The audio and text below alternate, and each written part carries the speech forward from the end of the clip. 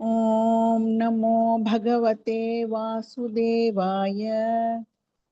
अथ नारायणीयं चत्वारिंशत्तमं दशकं पूतनामोक्षम्। तदनु नन्दममन्दशुभास्पदं नृपपुरीङ्करदानकृते गतं समवलोक्य जगाद भवत्पिता विविधकं ससहाय जनोद्यमः। अयि सखे तव बालकजन्म मां सुखयथेद्य निजात्मज जन्मवत् इति भवत्पितृताव्रजनायके समधिरोप्य शशंसतमादरात्। इह च सन्त्य निमित्तशतानि ते कटकसीम्नि ततो लघुगम्यताम् इति च तद्वचसा व्रजनायकः भवदपायभियादृतमाययौ। अवसरे खलु तत्र च काचन व्रजपदे मधुराकृतिरङ्गना तरलषट्पदलालितकुन्तला कपटपोतकते निकटं गता। सपदि साहृतबालकचेतना निशिचरान्वयजा किल पूतना। व्रजवधूष्विह केयमिति क्षणं विमृशतीषु भवन्तमुपाददे। ललितभावविलासहृतात्मभिः युवत युवतिभिः प्रतिरोद्धुमपारिता। स्तनमसौ भवनान्तनिषेदुषी प्रददुषी भवते कपटात्मने। समधिरुह्य तदङ्कमशङ्कितस्त्वमत बालकलोपनरोषितः। महदिवाम्रफलङ्कुचमण्डलं प्रतिचुचूषिथ दुर्विषदूषितम् असुभिरेव समन्धयति त्वयि स्तनमसौ स्तनितोपमनिस्वना। निरपदद्भयदायिनि जौवपुः प्रतिगता प्रविसार्य भुजावुभौ। भयधघोषण भीषण विग्रह श्रवणदर्शन मोहितवल्लवे।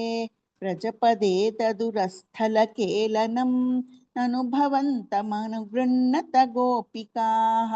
भुवनमङ्गलनामभिरेव ते युवतिभिर्बहुधा कृतरक्षणः। त्वमयि निकेतननाथ माम् अगदयन् कुरुतावकसेवकम् इति श्रीमन्नारायणीये पूतनामोक्ष मोक्ष मोक्षनाम चत्वारिंशत्तमं दशकं समाप्तं। नारायणाखिलगुरो भगवन्नमस्ते। नारायणाखिलगुरो भगवन्नमस्ते। अथ एकचत्वारिंशत्तमं दशकं पूतना शरीरदाहवर्णनं। लालनेन यशोदादीनामानन्दवर्णनं च। व्रजेश्वर शौरिवचो निशम्य समाव्रजन्नध्वनिभीतचेताः। निष्पिष्टनिःशेषतरुन्निरीक्ष्य कञ्चित् पदार्थं शरणं गतस्त्वां।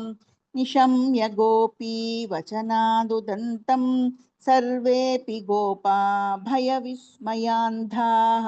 त्वत्पातितं घोरपिशाचदेहं देहुर्विदूरेऽथ कुटारकृत्तं। त्वत्पीतपूतस्तनतच्छरीरात् समुच्चलन्नुच्चतरो हि धूमः। शङ्कामधादाघरवह्निमेषः किञ्चान्दनो गोल्गुलवेथवेति। मदङ्गसङ्गस्य फलन्न दूरे क्षणेन तावद्भवतामपि स्यात्। इत्युल्लपन्वल्लवतल्लदेभ्यः त्वं पूतनामातनुता सुगन्धिम्।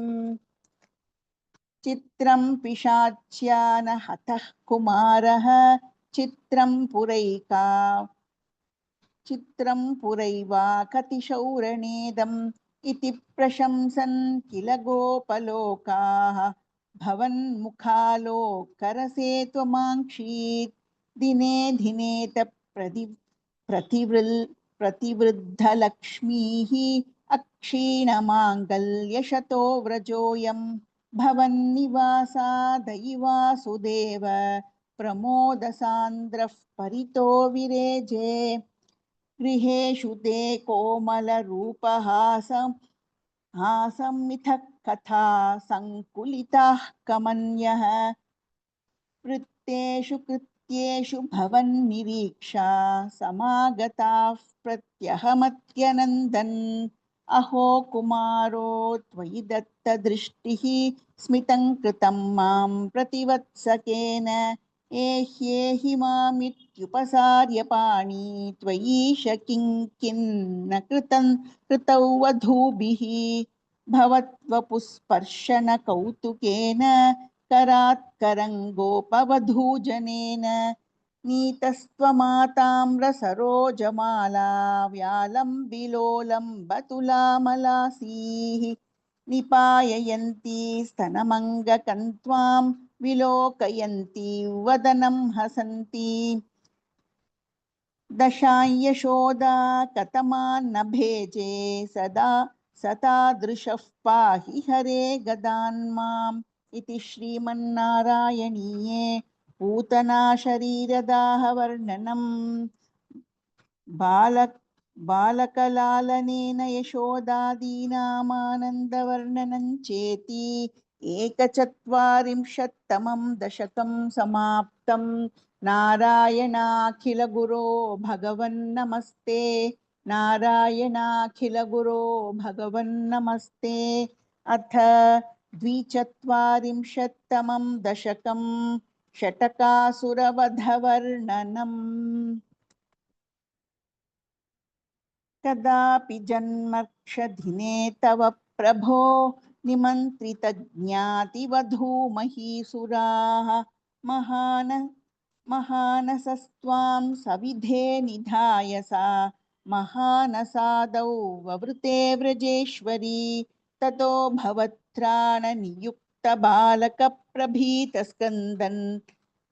स्कन्दनसङ्कुलारवैः विमिश्रमश्राविभवत्समीपतः परिस्फुटद्धारुचटच्चटारवः ततस्तदा कर्णनसम्भ्रमश्रमप्रकम्पिवक्षोज भराव्रजाङ्गनाः भवन्तमन्तर्दृशुः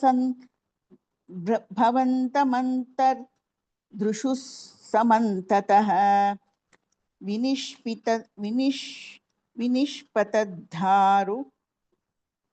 विनिष्पतद्धारुणदारुमध्यगम् शिशोरहो किमभूतिति धृतं प्रधाव्यनन्दः पशुपाश्च भूसुराः भवन्तमालोक्य यशोदया धृतं समाश्वसन्नश्रुजलार्द्रलोचनाः कस्को न कौतस्कुत एष विस्मयः विशङ्कटै यच्छकटौ विपाटितं न कारणं किञ्चिदिहेति ते स्थिताः स्वनासिकादत्तकरास्त्वदीक्षकाः कुमारकस्यास्य पयोधरार्थिनः प्ररोदने लोलपदाम्बुजाहतं मया दृष्टमनो विपर्यगात् इतीशते पालकबालका जगुः धिया तदा किञ्चिदजानतामिदं कुमारकाणामति दुर्घटौ वचः भवत्प्रभावा विदुरैरितीरितं मनागिवाशङ्क्यत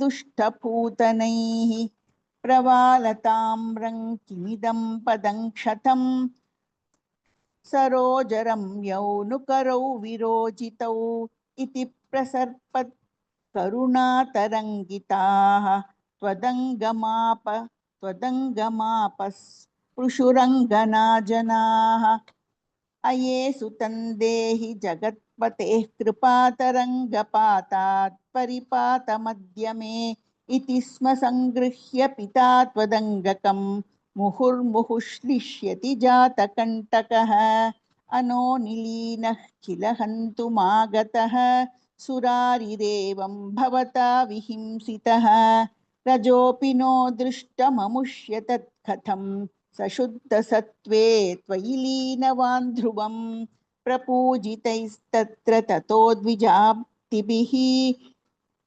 विशेषतोऽलम्बितमङ्गलाशिषः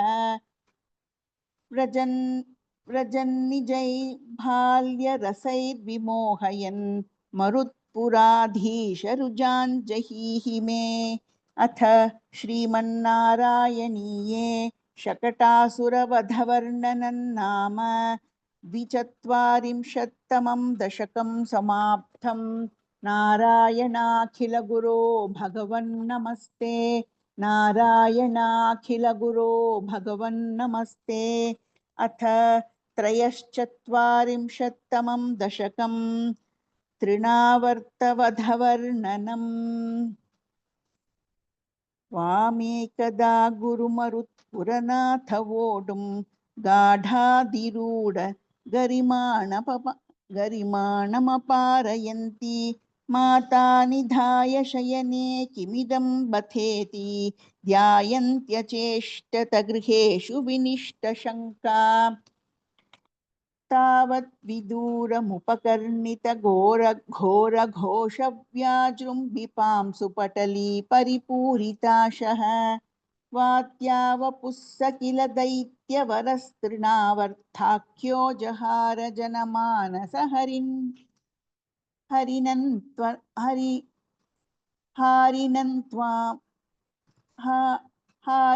त्वाम् उद्दामपां सुतिमिराहत दृष्टिपाते द्रष्टुं किमप्यकुशले पशुपाललोके हा बालकस्य किमिति त्वदुपान्तमाप्ता माता भवन्तमविलोक्य भृशं रुरोद तावत् स दानवरोऽपि च दीनमूर्तिः भावत्कभारपरिधारणलूनवेगः सङ्कोचमाप तदनुक्षतपां सुघोषे घोषे व्यतायत भवज्जननी निनादः रोदोपकर्णनवशादुपगम्य गेहं क्रन्दत्सुनन्दमुखगोपकुलेश दीनः त्वां दानवस्त्वखिलमुक्तिकरं मुमुक्षुः त्वय्यप्रमुञ्चति पपात वियत्प्रदेशात् रोदाकुलास्तदनु गोपगणा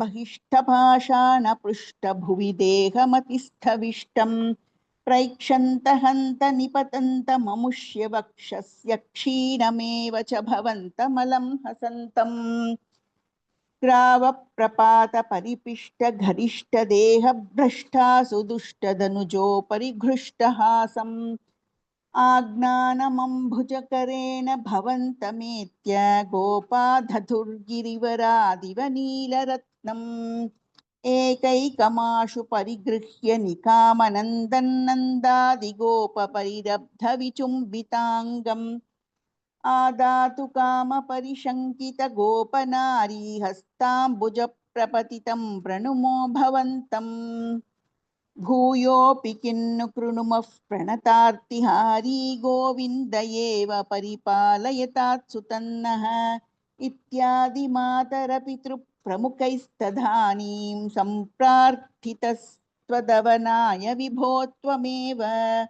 वातात्मकं दनुजमेव मयि प्रधून्वन् वातोद्भवान् मम गदान् किमु नो धुनोषि किं वा करोमि पुनरप्यनिलालयेश निःशेषरोगशमनं मुहुरर्थये त्वाम् इति श्रीमन्नारायणीये तृणावर्तवधवर्णनं नाम त्रयश्चत्वारिंशत्तमं दशकं समाप्तं नारायणाखिलगुरो भगवन्नमस्ते नारायणाखिलगुरो भगवन्नमस्ते अथ चतुश्चत्वारिंशत्तमं दशकं जातकर्मनामकरणवर्णनम्।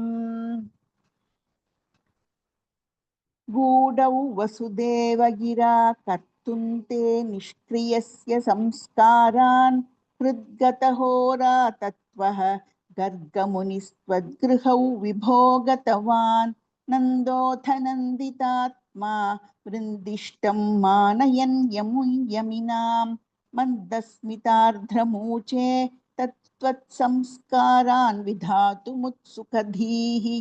यदुवंशाचार्यत्वात् सुनिभृतमिदमार्यकार्यमिति कथयन् गर्गो निर्गतपुलकः चक्रे तव साग्रजस्य नामानि कथमस्य नाम कुर्वे सहस्रनाम्नो ह्यनन्तनाम्नो वा इति नूनं गर्गमुनिश्चक्रे तव नाम रहसि विभो ऋषिधातुणकाराभ्यां सत्तानन्दात्माङ्किलाभिलपत् जगदघकर्षित्वौ वा कथयदृषि कृष्णनाम ते व्यतनोत् अन्यांश्च नामभेदान् व्याकुर्वन्नग्रजे च रामादीन् अतिमानुषानुभावं न्यगदत्वामप्रकाशयन् पित्रे स्निह्यति यस्तव पुत्रे मुह्यति स न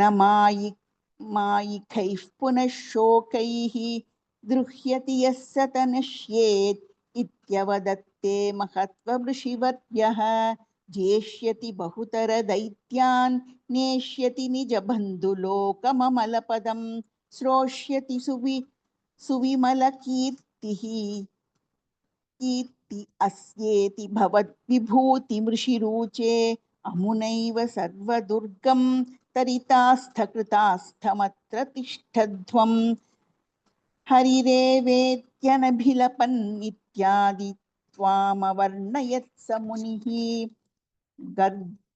गर्घेत निर्गतेऽस्मिन् नन्दितनन्दादिनन्द्यमानस्त्वं मद्गदमुद्गतकरुणः निर्गमय श्रीमरुत्पुराधीश इति श्रीमन्नारायणीये जातकर्मनामकरणवर्णनं नाम चतुश्चत्वारिंशत्तमं दशकं समाप्तं। नारायणाखिलगुरो भगवन्नमस्ते। नारायणाखिलगुरो भगवन्नमस्ते। अथ पञ्चचत्वारिंशत्तमं दशकम् श्रीकृष्णस्य बाललीलावर्णनम्। अयि सबलमुरारे पाणिजानुप्रचारैः किमपि भवनभागान् भूषयन्तौ भवन्तौ चलितचरणकुञ्जौ मञ्जुमञ्जीरशिञ्जा श्रवणकुतुकभाजौ चेरतुश्चारुवेगात् मृदु मृदु विहसन्ता उन्मिषन्दन्तवन्तौ वदनपतितकेशौ दृश्यपाताब्जदेशौ भुजगलितकरान्तव्यालगत् कङ्कणाङ्कौ मतिमहरतमुच्चैः पश्यता विश्वनृणाम् अनुसरति जनौघे व्याकुलाक्षे किमपि कृतनिनादौ व्याहसन्तौ द्रवन्तौ वलितवदनपद्मं पृष्ठतो दत्तदृष्टि किमिव न विदधाते कौतुकौ वासुदेव द्रुतगतिषु पतान्ता उत्थितौ लिप्तपङ्कौ दिवि मुनिभिरपङ्कैः सस्मितौ वन्द्यमानौ धृतमतजननीभ्यां सानुकम्पं गृहीतौ मुहुरपि परिरब्धौ द्राग्युवान् चुम्बितौ च स्नुतकुचभरमङ्के धारयन्ती भवन्तं तरलमति यशोदा स्तन्यधा धन्यधन्या कपटपशुपमध्ये मुग्धहासाङ्कुरन्ते दशनमुकुलहृद्यौ वीक्ष्य वक्त्रं जहर्ष तदनुचरणचारी दारकैः साकमारात् निलयततिशुकेलन् भालचापल्यशाली भवनशुकविलालन् वत्सकांश्चानुधावन् कथमपि कृतहासैर्गोपकैर्वारितो भूः हलधरसहितस्त्वयि यत्र यत्रोपयातः विवशपतितनेत्रास्तत्र तत्रैव गोप्यः गृहकृत्या विस्मृता पत्यभृत्याः मुरहरमुहुरन्त्या कुला नित्यमासन् प्रतिनवनवनीतं गोपिका दत्तमिच्छन् कलपदमुग कलपदमुपगायन् कोमलं क्वापि नृत्यन् सदय सदय युवतिलोकैरर्पितं सर्पिरश्नन् क्वचन नवविपक्वन् दुग्धमय्यापि भस्त्वं मम खलु बलिगेहे याचनं जातमास्ताम् इह पुनरबलानां मनानाम् अग्रतो नैव कुर्वे इति विहितमिति किं देव सन्त्यज्य याञ्छां दधिधृतमहरस्त्वं चारुणा चोरनेन तव घृतमोषे घोषयोषा जनानाम् अभजत हृदि रोषो नावकाशं न शोकः हृदयमपि मुषित्वा हर्षसिन्धौ न्यदास्त्वं समम शमय रोगान् वातगेहाधिनाथ इति श्रीमन्नारायणीये कृष्णस्य बाललीलावर्णनं नाम पञ्चचत्वारिंशत्तमं दशकं समाप्तं। नारायणाखिलगुरो भगवन्नमस्ते। नारायणाखिलगुरो भगवन्नमस्ते। अथ षट्चत्वारिंशत्तमं दशकं विश्वरूपदर्शनवर्णनम्। अयि देवपुरा किल त्वयि स्वयमुत्थानशये सनन्धये परिजृम्भणतो व्यपावृते वदने विश्वमचष्टवल्लवी पुनरप्यथ बालकैः समं त्वयि लीला निरते जगत्पते फलसञ्चय वञ्चनकृधा तव मृद्भोजनमूचुरद्भकाः अयि ते प्रलयावधौ विभो क्षितितो यादिति समस्तभक्षिणः मृदुपाशनतोरुजा भवेतिति भीता जननी चुकोपसा अयि दुर्विनयात्मकत्वया किमु मृत्सा भतवत्स भक्षिता इति मातृगिरञ्चिरौ विभो विततां त्वं प्रति जज्ञिषे हसन् अयि ते सकलैर्विनिश्चिते विमतिश्चेद्वदनौ विधार्यताम् इति विभत्सितो मुखौ विकसत्पद्मनि भव्यधारयः अपि मृल्लवदर्शनोत्सुकां जननीं तां बहुतर्पयन्निव पृथिवीं निखिलान्न केवलं भुवनान्यप्यखिलान्यदीदृशः कुहचिद्वदनमम्बुधिः क्वचिदभ्रं कुहचिद्रसातलं मनुजा धनुजा क्वचित् सुराः ददृशे किन्न तदा त्वदानने कलशं बुधिशायिनं पुनः परवैकुण्ठपदाधिवासिनं स्वपुरश्च निजार्भकात्मकं कथिता त्वान्न ददर्श सा मुखे विकसद्भुवने मुखोदरे ननु भूयोऽपि तथा निदाननः अनया स्फुटमीक्षितो भवान् अनवस्थान् जगतां बतातनोत् धृततत्त्वधियन्तदाक्षणं जननीं तां प्रणयेन मोहयन् स्तनमम्ब दिशेत्युपासजन्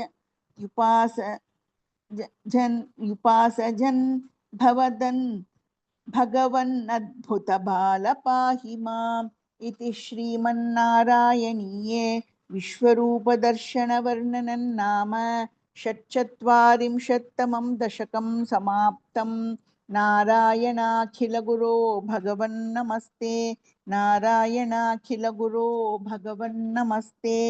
अथ सप्तचत्वारिंशत्तमं दशकम् उलूकलबन्धनवर्णनम्।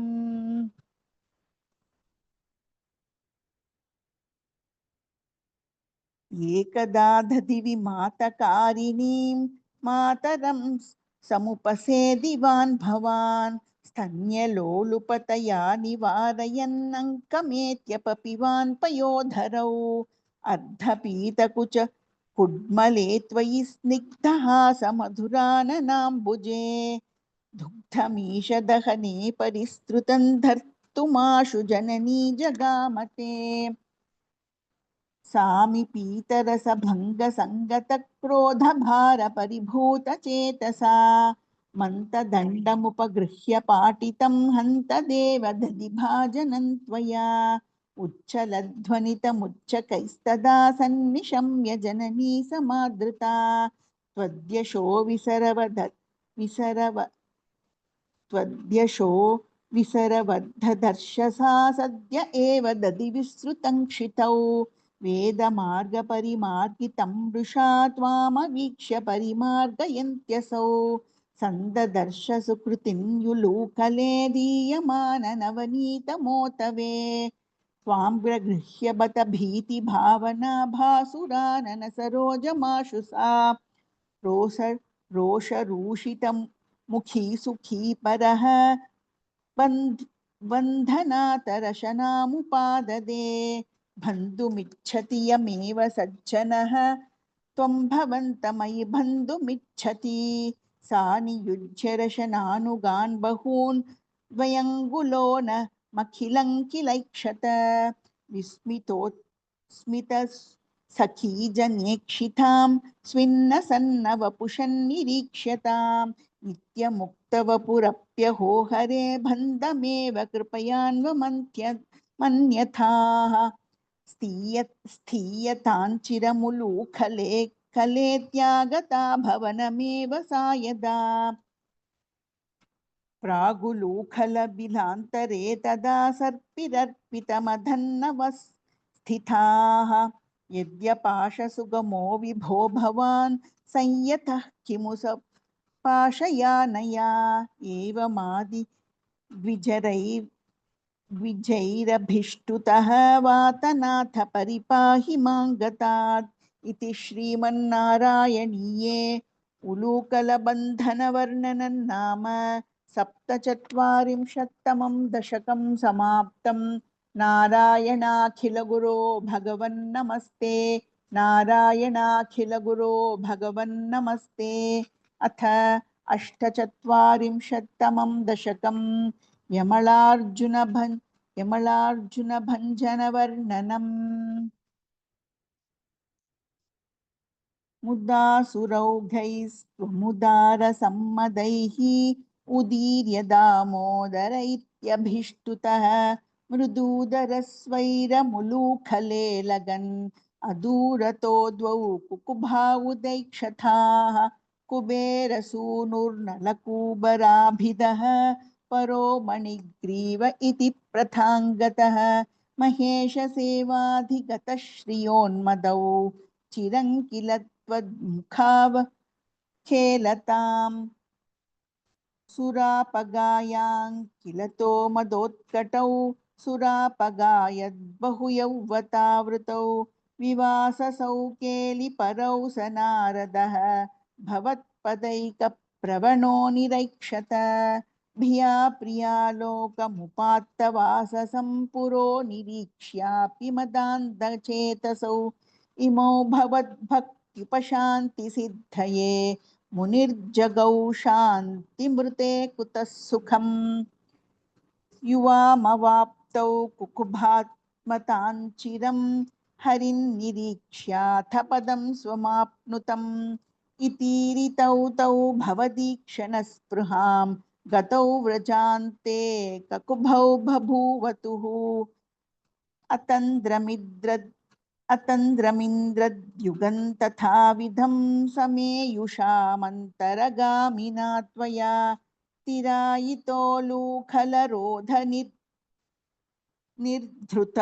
निर्धुतौ चिराय जीर्णौ परिपातितौ तरु अभाजि शाकिद्वितयै यदा त्वया तदैव तद्गर्भलतान्निरेयुषा महात्विषायक्षयुगेन तत्क्षणात् अभाजि गोविन्द भवानपि स्थवैः इहान्यभक्तोऽपि समेष्यति क्रमात् भवन्तमेतौ खलु रुद्रसेवकौ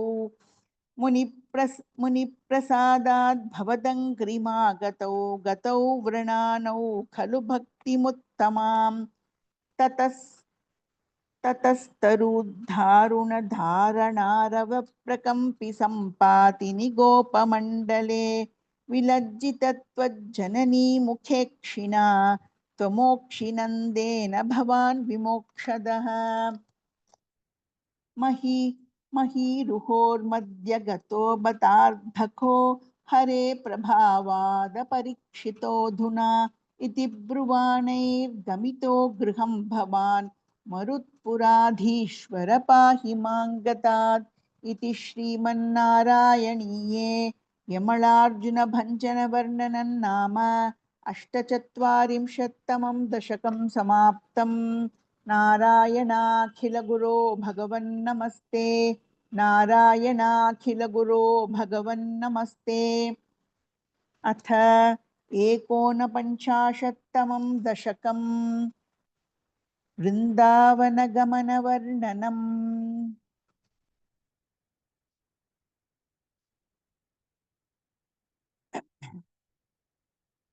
भवत्प्रभावा विदुरा हि गोपाः तरुप्रपातादिकमत्र घोष्टे अहेतुमुत्पातगणौ विशङ्क्य प्रयातुमन्यत्र मनो वितेनुः तत्रोपनन्दाभितगोपवर्यः जगौ भवत्प्रेरणयैव नूनम् इतः प्रतीच्या विपिनं मनोज्ञं वृन्दावनं नाम विराजतीति बृहद्वनं तत्खलु नन्दमुख्याः विधाय गोष्ठीनमथ क्षणेन त्वदन्वितत्वज्जननी निविष्ट घरिष्ठयानानुगता विचेलुः अनो मनोज्ञध्वनिदेनुपालीखुरप्रणाधान्तरतो वधूभिः भवद्विनोदालपिताक्षराणि